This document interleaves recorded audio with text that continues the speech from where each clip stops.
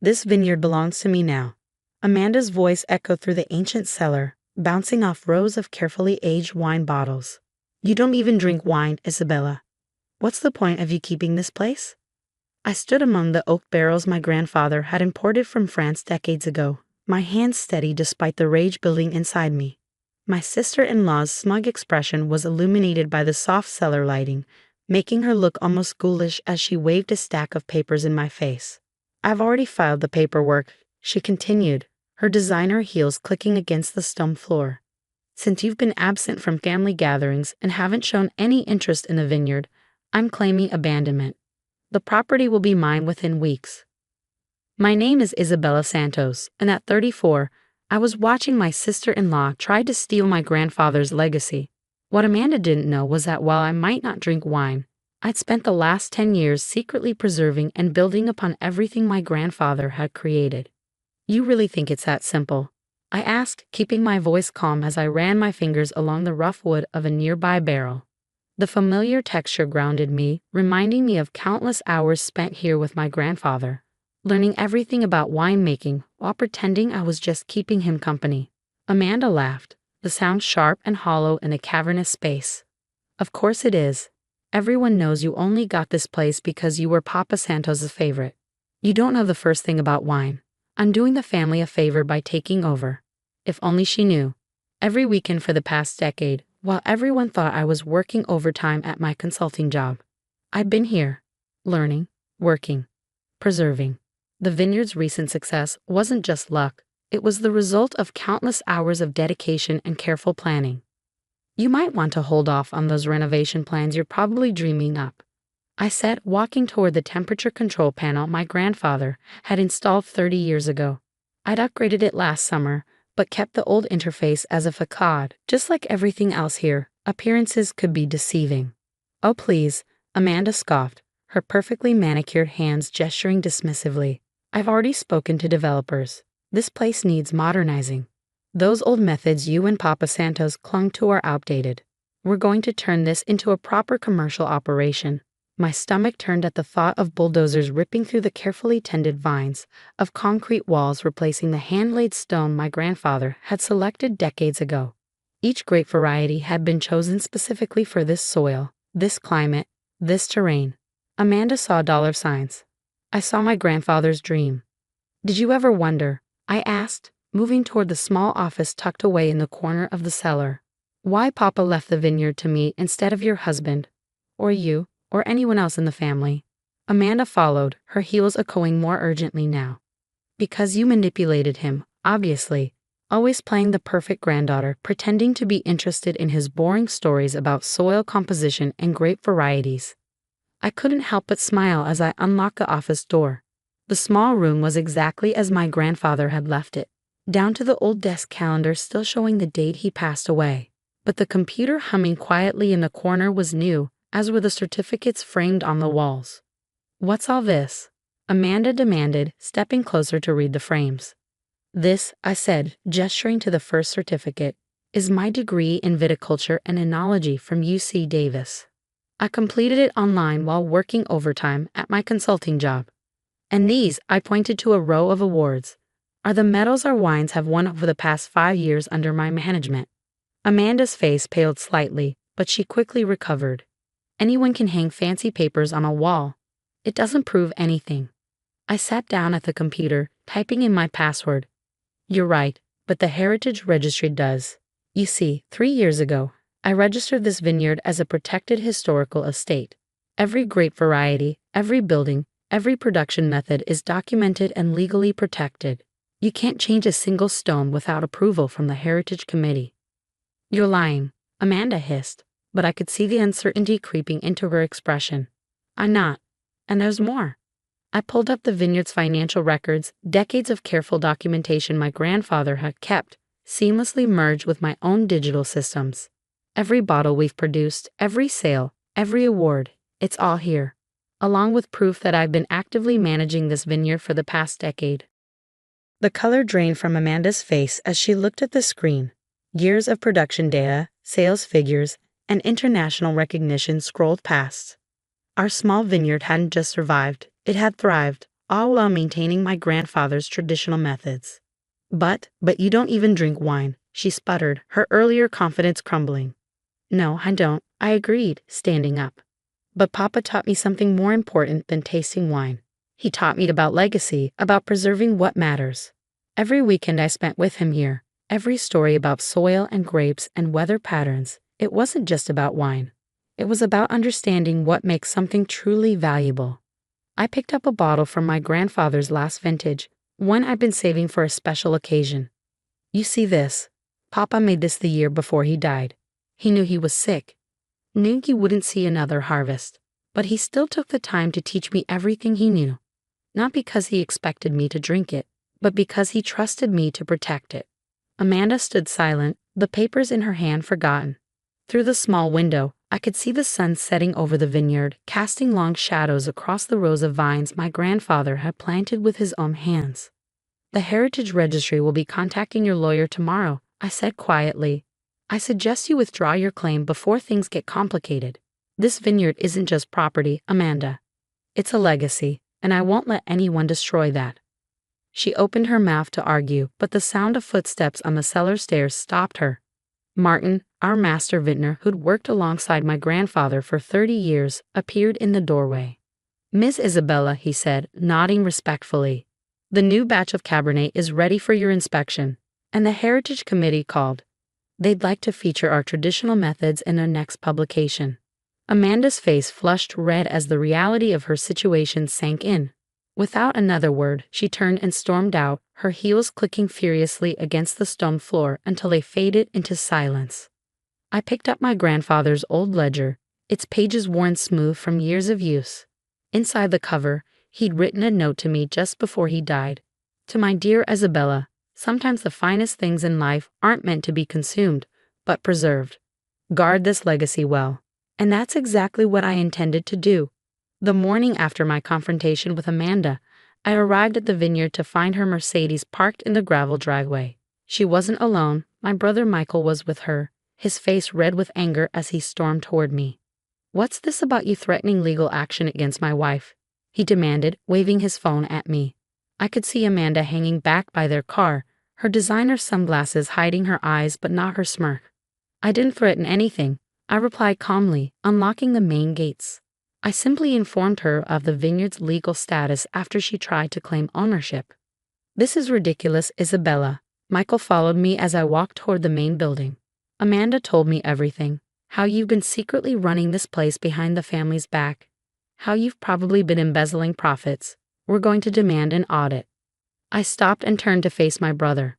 The morning sun was just hitting the vineyard's eastern slopes, illuminating the rows of vines in golden light. This was my favorite time of day here, but now the peaceful moment was shattered by family drama. An audit? I couldn't help but laugh. Go ahead. Every penny is accounted for, every decision documented. But before you waste everyone's time, you might want to ask your wife why she tried to claim abandonment when there's 10 years of proof showing my active management. Active management? Amanda's voice dripped with sarcasm as she finally joined us. Please, you're just a consultant who got lucky inheriting this place. You don't know the first thing about running a vineyard. Martin chose that moment to emerge from the wine cellar, carrying a stack of papers. Ms. Isabella, the Heritage Committee sent over the final documentation for next month's Traditional Methods Showcase. They're particularly interested in your restoration of your grandfather's original fermentation process. I took the papers, noting how Amanda's smirk faltered slightly. Thank you, Martin. Could you also bring out the visitor logs? My brother seems to need proof of my involvement here. Michael's face reddened further as Martin returned with a thick leather-bound book. Every weekend for the past 10 years, Martin explained, opening the book. Ms. Isabella has never missed a harvest, never skipped a planning meeting. She's expanded our distribution to 3 continents while maintaining Papa Santo's traditional methods. That's impossible, Amanda cut in. She works weekends at her consulting job. Everyone knows that.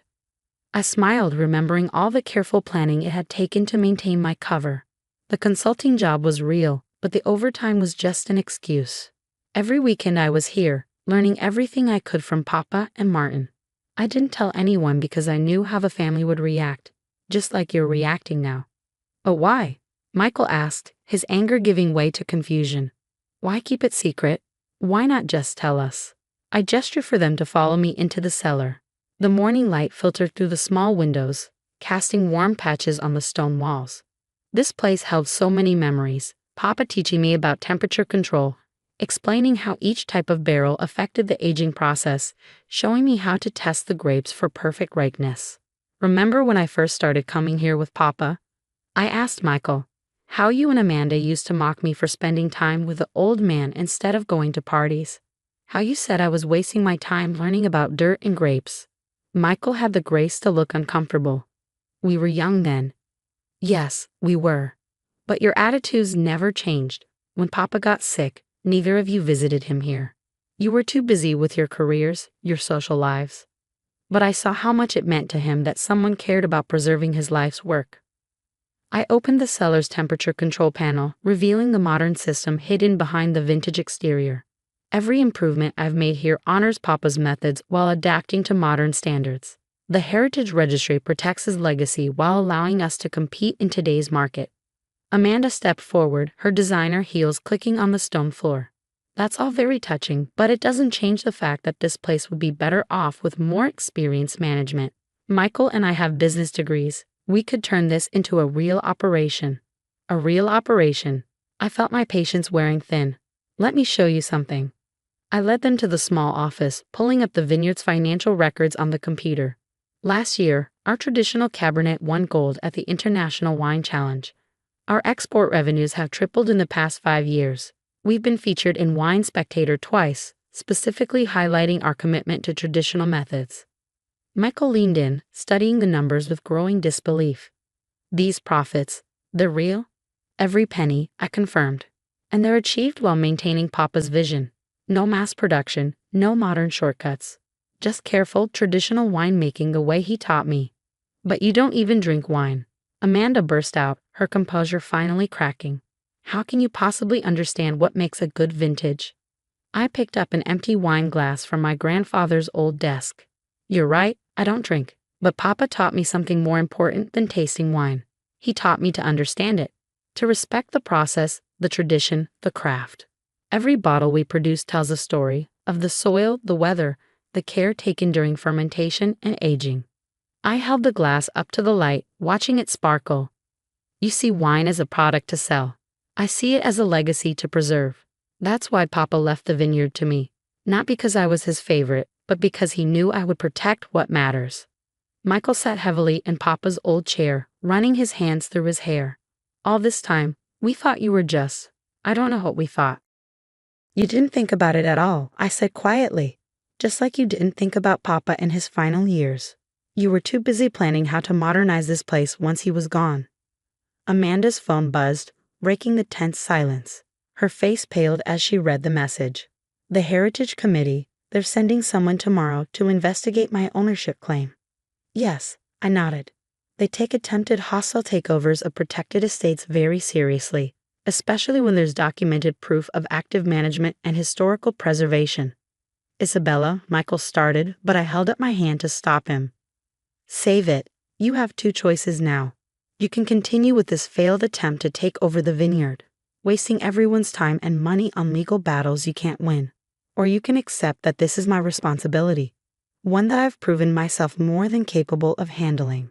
I walked to the office door, then turned back to face them. Papa used to say that great wine can't be rushed. It needs time, patience, and respect for tradition. The same is true for understanding why he made the choices he did. When you're ready to learn, really learn, about what this place means, come find me. As I left them sitting in the office, surrounded by evidence of my dedication, I felt a weight lift from my shoulders. The secret was out now, for better or worse. But one thing was certain, my grandfather's legacy was safe in my hands. 3 months after the confrontation in the cellar, I stood among the vines during our annual harvest. The Heritage Committee's investigation had been thorough, leaving no doubt about my rightful ownership and management of the vineyard. Amanda and Michael had retreated to their city life, their attempted takeover nothing more than a fading memory.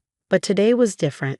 I watched as Michael, dressed in work clothes instead of his usual business suit, carefully examined a cluster of grapes under Martin's guidance. You need to feel their firmness, Martin explained, demonstrating the technique Papa had taught me years ago. The color isn't enough. It's about the texture, the slight give when you press them. To my surprise, Michael had shown up 3 weeks ago, alone and humbled. I want to understand, he'd said, standing awkwardly in the cellar. I want to know what Papa saw in this place, what he taught you. Now, watching him learn the basics of harvest selection, I saw glimpses of the brother I'd known before ambition and Amanda's influence had changed him. Isabella, he called out, holding up a cluster. Is this what we're looking for? I walked over, examining his selection. The grapes were perfect, just as Papa would have chosen them. Exactly right, you're getting better at this. His face lit up with genuine pride, so different from the arrogant confidence he'd shown during the attempted takeover. I never understood before, he admitted, carefully placing the grapes in his collection basket. All those years, I thought Papa was just stuck in the past with his traditional methods. But there's a science to it, an art. That's what he tried to teach us, I said, leading him to the next row. Every decision here is based on generations of knowledge. The modern world hasn't made these traditions obsolete, it's made them more valuable. As if to emphasize my point, a small tour group emerged from the main building. The Heritage Committee's feature on our traditional methods had sparked interest from wine enthusiasts and historians alike. We now hosted weekly tours, sharing Papa's legacy with people who truly appreciated it. Ms. Isabella, one of the visitors, called out, "Would you mind explaining why you chose to maintain the original fermentation process instead of upgrading to modern equipment?" I smiled, launching into the explanation Papa had given me years ago. As I spoke, I noticed Michael listening intently, nodding as the pieces fell into place. Later that evening, as the sun set over the vineyard, Michael and I sat in Papa's office. The harvest logs were spread across the desk, his neat handwriting joining Papa's careful records. "Amanda served me divorce papers yesterday," he said quietly, tracing the edge of an old wine label. "She said I'm choosing dirt and grapes over our future." I waited, letting him continue. "The thing is," he went on, "being here these past weeks, learning what Papa taught you, I finally feel like I'm part of something real, something meaningful. Amanda never understood that." I reached into Papa's old desk drawer and pulled out a sealed envelope. "He wrote this for you," I said, handing it to Michael. "Asked me to give it to you when you were ready to understand." With trembling hands, Michael opened the letter. Papa's familiar handwriting filled the page. "My dear Michael, if you're reading this, you finally found your way back to the vines. I always hoped you would. The legacy I built isn't just about wine. It's about family, tradition, and understanding what truly matters in life. Your sister understood this from the beginning. Now it's your turn to learn. Don't regret the time lost. Just remember that like the finest wines, some things can't be rushed. They need time to develop, to reach their full potential. Take care of each other. And remember, the vineyard's greatest strength isn't in its soil or its grapes, but in the love and dedication we pour into it. Love, Papa." Michael wiped his eyes, carefully folding the letter.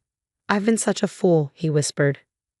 "No," I corrected him. "You just needed time to be ready. Like Papa said, some things can't be rushed." Standing up, I walked to the cellar's small wine vault. Behind the regular stock, in a special cabinet Papa had built, lay a single bottle, the last one he ever made. I'd been saving it for the right moment. "I don't drink wine," I said, placing a bottle on the desk. "But Papa always said this one should be opened when the family was whole again." Michael stared at the bottle, understanding its significance. "Are you sure?" I nodded, handing him Papa's old corkscrew. He made it for moments like this. As Michael carefully opened the bottle and poured himself a glass, I watched the deep red liquid catch the last rays of sunlight through the cellar window. I didn't need to taste it to know it was perfect. Papa had made it with all the love and wisdom he poured into this place. "To Papa," Michael raised his glass. "And to you, Isabella. Thank you for protecting his legacy until I was ready to understand it." Looking out over the vineyard, I felt Papa's presence more strongly than ever. The vines stretched into the distance, each one a testament to his vision and the traditions he passed down. Through all the challenges, his legacy hadn't just survived, it had flourished. And now, finally, our family had too.